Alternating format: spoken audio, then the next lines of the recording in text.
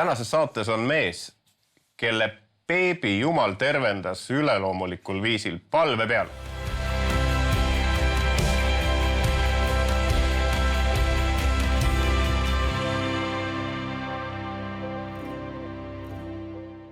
Tere tulemast, vaatame järjekordset saadet sarjast Meistritöökojas ja täna on mul ääretult hea meel tervitada stuudios Laurit, kes on mu sugulane. Tere, Lauri! Tere, Vaido! Aitäh kutsumast! Nii, võtame istet ja räägime, mis mees oled ja kust kaugelt sa siia stuudiosse tuled? Ma iseloomustaks ennast ühe oma naabrimehe sõnadega, et seal selles majas elab üks usumees. Et ma hea meelega olen usumees. Et kristlane juba 20 aastat, pereisa, abikaasa, õpetaja ja Haapsalust tulen. Ja täna teenid sa kaasa Ridala koguduses? Ja Ridala koguduses olen õnnistatud diakoniks ja siis valiti ka koguduse juhatusse. Et siis teenin seal kaasa just. Ja Jumal on õnnistanud sind armastava abikaasaga ja 3 lapsega. Just. Et siin ongi siis pilt, kus õnnistati mind siis koguduse diakoniks, siis koguduse pastorid ja et diakoniks õnnistamine ei ole mitte siis ainult, et õnnistatakse mind, vaid tegelikult kogu pere on siis sellega kaasas. Nii et see on ka nagu meie pere üks niisugune juhtlause, et me tegelikult kogu perega teenime Jumalat, et see ei ole mitte ainult minu asi või minu abikaasa asi, vaid et tegelikult see on meil kogu pere teenimine. Et abikaasa teenib siis lastetöös kaasa aktiivselt Ridala koguduses. Jah, mul on suur rõõm olnud teie pere tegemistele kaasa elada. Sinu abikaasa on minu vennatütar. Täpselt nii, vastab tõele. Just. Ja sinu laste juurde ja eriti ühe Saamueli juurde me tänase saate juures tuleme veel eriliselt nagu tagasi. Ja, temaga on väga suur ime on toimunud, just. Aga räägime veel sinu lapsepõlvest. Ja. Kuidas see kulges? Ma olen siis mittekristlikust perest ja esimesed 20 aastat ma käisin ilma Jumalata. Siin on siis minu pere, isa, siis see väike kutt siin olen mina ja minu ema. See on siis, ma olen vist 7-aastane, ma arvan, siin pildi peal umbes. Ja siis isaga oli selline lugu, et aastal 1994, kui oli Estonia katastroof, siis minu isa jäi Estonia laeva peale. Minu isa oli rekkajuht, ta vedas siis kaupa, siis Rootsi ja Eesti vahet, või ka Soome ja Eesti vahet, kuidas tal parajasti see vahetus oli. Ja tema siis jäi sinna laeva peale. Ja et ma olin 9-aastane ja siis alates 9. eluaastast ma olen siis pidanud ilma isata kasvama. Et mind on kasvatanud minu ema ja minu vanaema, kes said, ma arvan, väga hästi hakkama sellega. Aga meeste rahvale, poisile, noorele mehele on see äärmiselt keeruline isata kasvada, et kus sa võtad eeskuju ja see ei olnud ka nagu väga tavaline sellel ajal, et isasid ei olnud, et pigem see on natuke niisugune kaasaja trend, kus seda rohkem on, aga sellisel hetkel oli seda nagu vähem. Ja mingi hetk siis mul tuli nagu võtta see mehe roll seal majapidamises üle. Ja siis oli nii, et niisugune, ongi, ega Jumal ei lase asju niisama, et siis ta tuli appi. Ja minu tädimees, kes on selline kuldsete kätega mees, tema õpetas mind väga paljuski. Kui, räägime selle osa ka juurde, et kui mu isa suri, siis ega ma ise nagu väga, ma nagu ei osanud kuidagi aru saada sellest asjast või nagu mulle jõudis see nagu hiljem kohale. Ma nägin seda oma ema pealt, kui kurb ta oli ja nagu lähedaste pealt, kes olid, et ilmselt mingisugune teema siin on, aga minule isiklikult see nagu kohale ei jõudnud sel hetkel. Isegi siis, kui me olime seal matusel isa Kirstu juures, ma nägin teda, visuaalselt ma sain aru, aga kuidagi see ei jõudnud mulle endale kohale ja mul läks nagu mingisugune jupp aega, äkki mingi aastake või nii, et siis ma nagu hakkasin aru saama, et mis seal siis on. Ja kuidas ma siis enda jaoks lahendasin selle, kui nagu söömine ja selline asi on nagu rohkem, nagu arvatakse nagu rohkem naiste teema, siis kuidagi minul oli ka see, et ma nagu tundsin ennast hästi, kui ma sõin ja ma võisin nagu väga palju süüa ja väga ebatervislikku toitu süüa. Ja seetõttu ma võtsin ka kaalus hästi palju juurde ja see toitis ka seda sükest ebakindlust minus, et ma olin sükene ebakindel, ma ei julgenud eriti midagi. Ma ei osanud kuidagi olla, ma nagu ise arvasin, et ma olen sükene ale ja äppu ja ei saa hakkama ja mulle tundus, et ka kõik teised arvavad täpselt samamoodi, kuna ma ise niimoodi ennast nägin. Ja et nagu seda muuta, siis oli minu tädimees, kes hakkas aitama mul õppida, kuidas olla mees, kuidas saada igasuguste sükeste meeste töödega hakkama.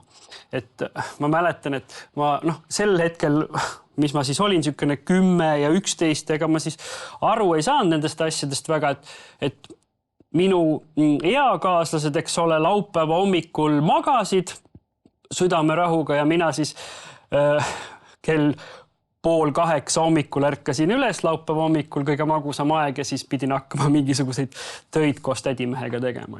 Et ja sükest nurinat ja sükest vingu oli ilmselt mul palju, et miks ma pean tegema, teised ju ei pea, minu vanused, eks ole.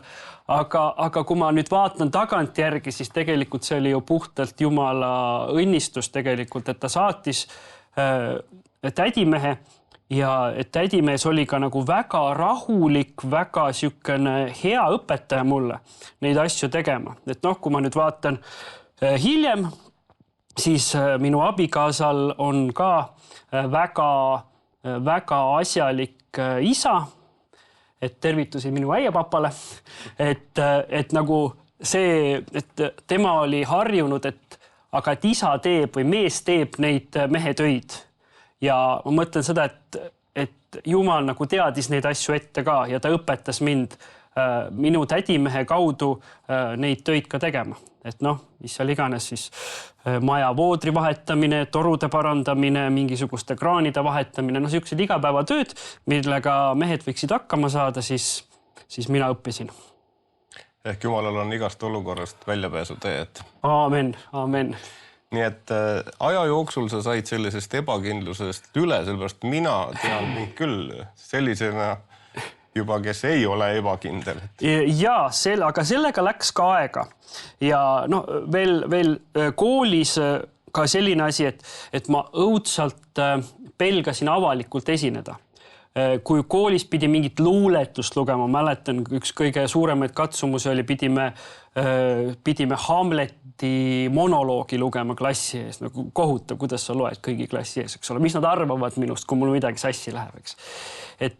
Ja see ei läinud ka üle kohe, kui ma Jumala juurde tulin. Et see võttis aega, mingisugune aeg. Et see oli nagu selline protsess, et kui mõned asjad nagu muutuvad kohe, siis see tegelikult kohe ei muutunud. Sinna läks aega ka. Üks asi, kuhu Jumal sind juhtis, oli sport.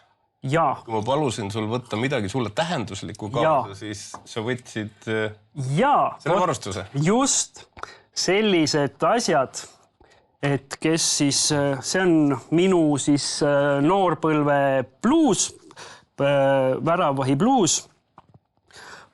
Panin selle alles 6 aega tagasi selga ka, läks küll, mahtus ja kindad, et ma tõepoolest 15 aastat olen mänginud jalgpalli. Ja miks just kindad, siis oma 1,70 m kasvu juures ma olin väravat. Nii et sellega oligi naljaks lugu, et ma läksin esimesse trenni ja siis tegime seal mingid harjutusi ja siis ma vaatasin, et see väravat, kes seal oli, et kuule, ta ei saa üldse asjaga hakkama, et ma siis, ma lähen ise korra ja siis jäingi. 15 aastaks. Aga jah, sport on hästi oluline. Ja Jumal tõi spordi minu ellu, et mitte sport ei päästnud mind, nagu mõned ütlevad, et sport muutis minu elu, vaid Jumal väga selgelt muutis, aga ta kasutas sporti selleks. Ja seal juures on ka üks hästi sükene tore lugu, et ma olin siis juba mõnda aega Jumala juures olnud ja siis Jumal kinkis mulle hästi palju toredaid inimesi minu ümber. Ja ma siis ühel korral siis eks ma siis ventileerisin, et kui kehvasti mul ikka on ja keegi mind ei taha ja kellelegi ma ei meeldi, nii nagu ikka, eks oleme, siuke tunnete puhang, eks ole, emotsioonides halame. Ja siis ta ütles mulle väga siuksed prohvetlikud sõnad, et kui sulle midagi ei meeldi, siis hakka tegema midagi selleks, et mida sa siin halad, et ole mees, hakkab pihta. Ja lõi lamp põlema, okei. Hakkan ja siis hakkaski vaikselt niimoodi pihta, et läksin jõusaali ja siis hakkasin seal toimetama ja siis vaikselt hakkasin jooksma ja niimoodi läksin erinevatesse trennidesse ja siis vaikselt niimoodi see asi läks ja kui ma võtsin kaalust alla seda rohkem ma nagu tundsin ennast nagu kindlamana ja ma näen, et Jumal nagu läbi selle ka muutis seda sükest minu minapilti, et minu identiteet ei olnud lõpuks mitte selles kaalus enam või selles, et kuidas ma nagu arvan asjadest, vaid mu identiteet oli selgelt Jumalas. Et ma olen Jumala laps ja sellepärast ma olen väärtuslik, mitte sellepärast, et mis mu kaalunumber on. Aga sellel hetkel ma sellest veel ei saanud aru. Põgusalt rääkisid sellest Jumala leidmisest, aga kuidas Jumal sinu leidis? Veidi enam sellest. Just. Mina näen seda nii, et Jumal kutsus mind 3 korral. Ennem seda, kui mina lõpuks ütlesin jah. Esimene kord ma olin 18-aastane ja me tutvusime ühede kristlastest noortega, minu sõpruskond, ja siis nad kutsusid meid noortekale. Ja ma sain aru, et tegelikult see on väga äge, mis siin toimub. Aga kuna minu sõbrad ei olnud sellest asjast väga huvitatud, siis ma valisin sõbrad ja nii see jäi. Siis teine kord oli siis, kui ma olin Kaitseväes. Ma olin Narva-Jõesuu piirivalveõppekeskuses. Praeguseks seda juba enam ammu ei ole. Ja seal oli siis endine Kaitseväe peakaplan Gustav Kutsart viis läbi leiritunni esimest korda üldse selle väeosa ajaloos. Ja juhuslikult mina sattusin sellel ajal teenima. Täitsa. Ja siis ma nägin, et see usk ei ole mitte mingi selline naiste asi või siuke tüdrukute asi, vaid täitsa mehelik, tugev mees võib ka kristlane olla. Ja siis ma vaatasin, okei. Ja seal ma sain ka päris siuksed enam-vähem algteadmised ma sain kristluse kohta. Ja 3. kord oli siis, kui ma tulin Kaitseväest tagasi ja ühel kooli jõuluüritusel siis ka siis tutvusin ühe kristlasega, kes siis kutsus mind kirikusse. Ja see oli siis Haapsalu vaba kogudus, minu siuke esimene usuline tõsine elamus. Ma läksin sisse, bänd mängis, muusika, inimesed ülistasid, inimesed olid rõõmsad ja siis ma vaatasin, et aga miks need inimesed nii rõõmsad on? Mis neil on, mis minul ei ole?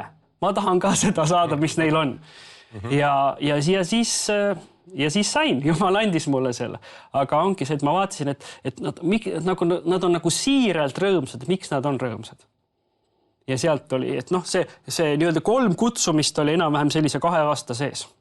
Piibel räägib ka, et Jumal kutsub 3 korda. Jah, et ma nagu väga selgelt sain aru, et need 3 olid. Võib-olla midagi oli veel, aga need 3 korda nagu joonistusid väga selgelt mul välja.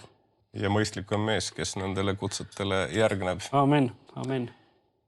Nüüd me nägime su armsa pere pilte. Ja sul on 3 last. Jah. Esimesega läks kõik vist üsna hästi mälu järgi. Enam-vähem.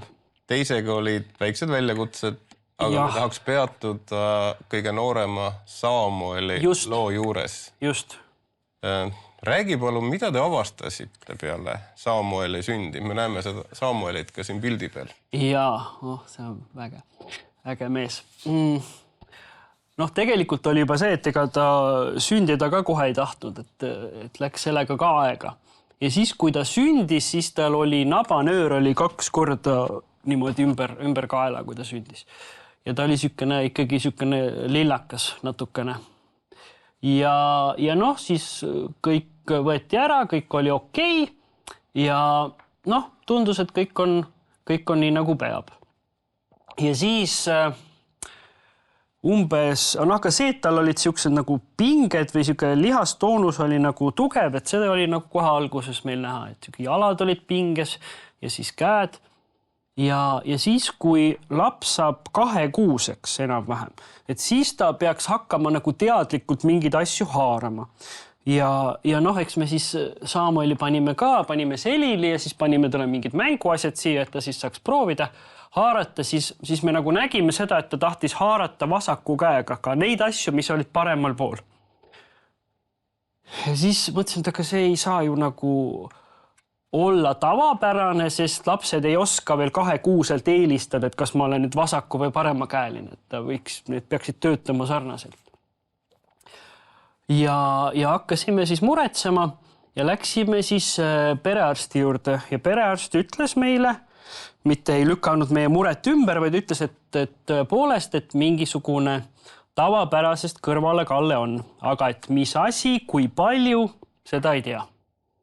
Ja et saadame siis neuroloogi juurde täpsematele uuringutele. Ja kui neuroloogi juurde jõudsime, siis vaadati ka, jah, tõesti, et need lihaspinged ja asjad, aga et saadame siis edasi veel täpsematele uuringutele, et midagi on, aga täpselt mis asi on, seda ei tea. Ja kogu see aeg, eks ole, kus sa nagu mõtled igasuguseid mõtteid, mis nagu võib olla või siuksed hirm, siis see hirmutab ennast ka. Ja see teadmatus on vast nagu üks kõige hullemaid asju. Ja ma nägin seda, mida see tegi minu naisega, kui raske see talle oli.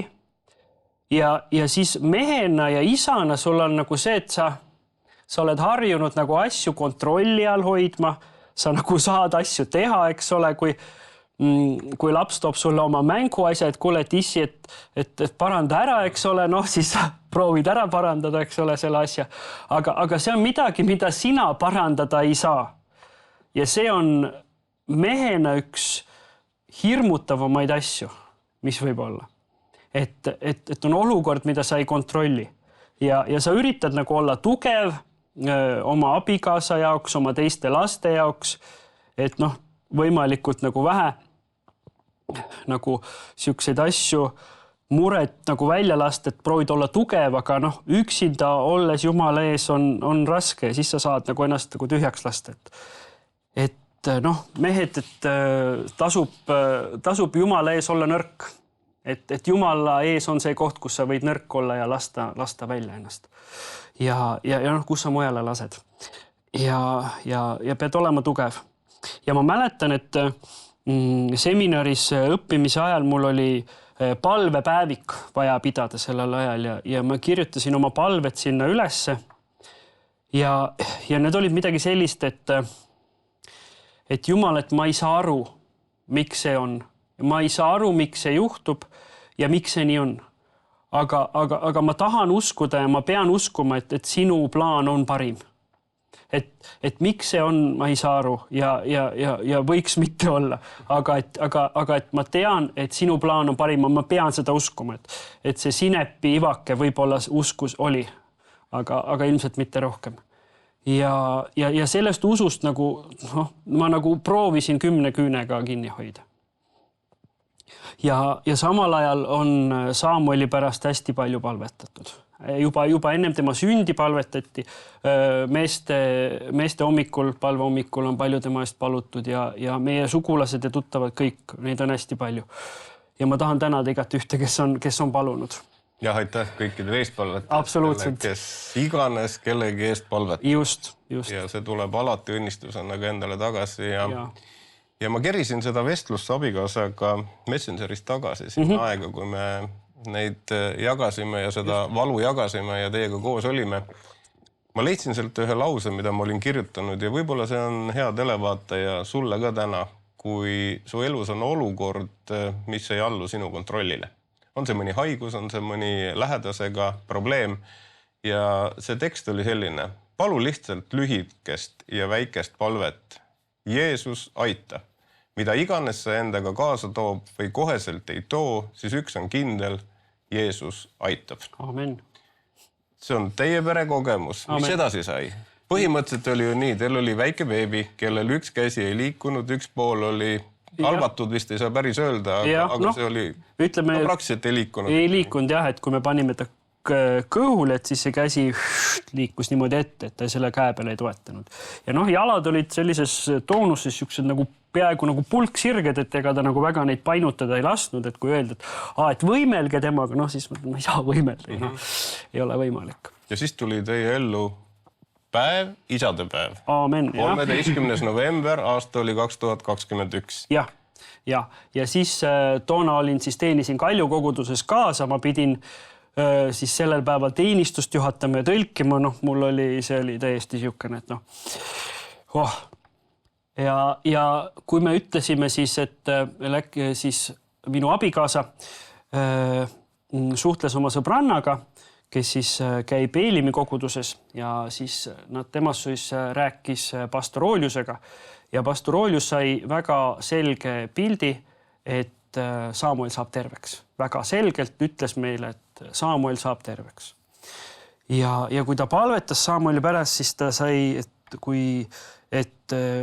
käsi peaks panema siia niimoodi kaela peale. Et midagi siin on, kas mingi ummistus, mingi asi täpselt ta ei öelnud, aga et midagi siin on kaela peal. Kui ma õigesti mäletan, siis pastor Oolius Taaling ütles, et eelmisel päeval tal oli kuskil selles piirkonnas endal valu.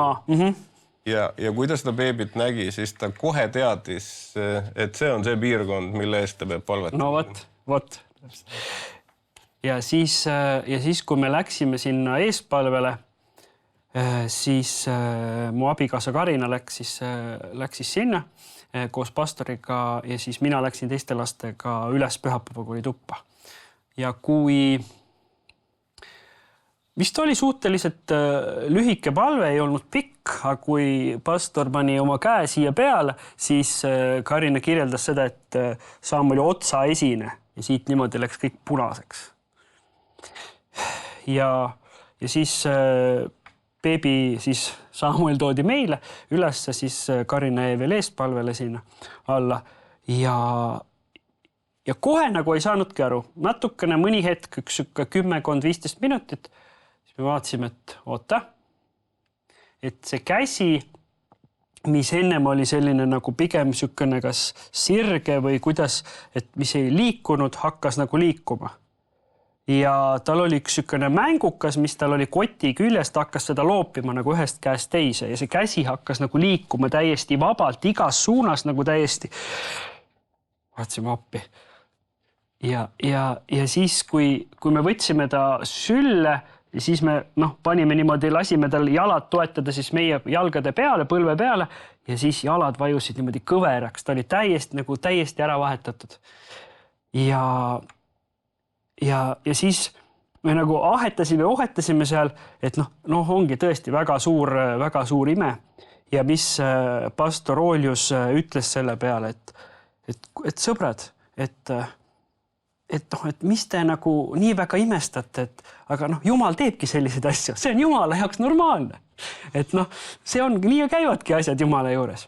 Ja et samal päeval me panime ta vanni kui ta muidu on enam-vähem vannis olnud niimoodi, et noh, me toetame teda ja siis ta on enam-vähem nagu pulk sirgelt seal vannis, siis seekord nagu jalad ja käed käisid igat pidi, meil oli vannituba tervenisti üle ujutatud sellest pritsimist, aga nagu see oli, noh, rõõm oli koristada seda vett sealt pärast põrandalt, et see oli tõesti väga selge nähtav ime. Et noh, ongi, et me nagu täpselt ei tea, mis diagnoos seal taga oli, me ei jõudnudki sinna nii-öelda täiendavasse kontrolli ja kui me läksime siis uuele neuroloogi vastuvõtule, siis ütles, et korras, kõik on korras. Ja kui me läksime poole aasta kontrolli perearsti juurde, siis öeldi, et oi, et see poiss on isegi oma arengust ees. Oma pikkuse ja kõne või selles mõttes kõik siukse asjade poolest ja noh, praegu ka, et väga selgelt räägib ja kõik, et noh, igal juhul Jumal väga eriliselt õnnistas teda. Võime lihtsalt öelda tänu Jeesus, see on see, mida Jeesus teeb, ta teeb seda tänapäeval ja toome ka tänu nende pastorite ja vaimuliku eest, kes siiralt usuvad, et see, mis piiblis kirjas ja mis on öeldud, haigete peale panevad nad käed ja nad saavad terveks. See toimib tänases päevas. Andku Jumal meile selliseid pastoreid ja vaimulikke rohkem Eestis. Ja selliseid vanemaid, kes ka sellest kõige kriitilisemas hetkes ikkagi usuvad, et Jumalal on lahendus. Te olete elav näide sellest. Ta on täna rohkem kui 3 aastane, üle 3 aasta. Ta on täiesti terve. Nendest haiguste märkidest ei ole midagi alles. Ja te võite rõõmsalt tänu tuua. Minu jaoks üks hästi suur nagu tunnistus sellest oli see, et ma nüüd natuke mingit aega läks mööda ja siis ta võttis ühe mänguauto, võttis kastist parema käega ja tõstis nagu siia ülesse välja ja siis pani nagu plärtsti maha ja siis ma mõtlesin, vau, seda asja nagu varem ei olnud.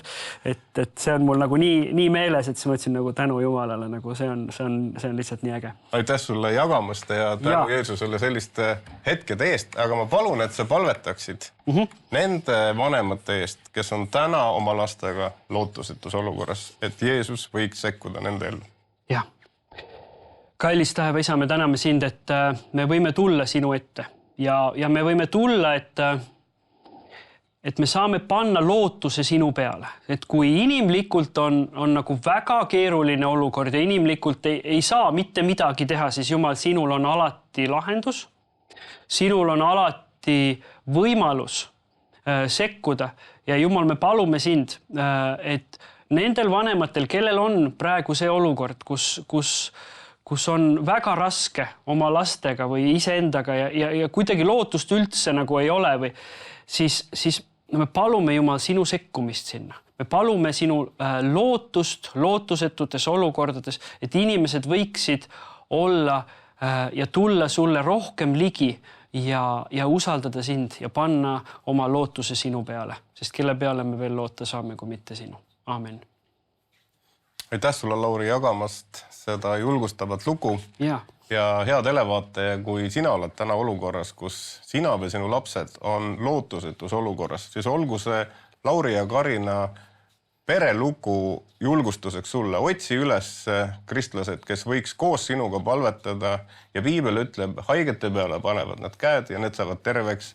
See võib olla ka sinu perelugu. Kohtume teiega järgmises saates.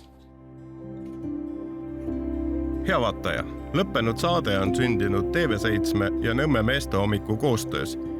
Kui tunned, et kuuldud lugu sind kõnetas ning soovid leida kontakte teiste meestega, siis rohkem infot leiad veebilehelt meestehommik.ee. Saated sünnivad vaid annetajate toel. Selleks, et need lood jõuaksid veelgi rohkemate inimesteni üle Eestimaa, saad anda oma panuse ekraanil kuvatud võimalusi kasutades. Oleme südamest tänulikud iga toetuse eest.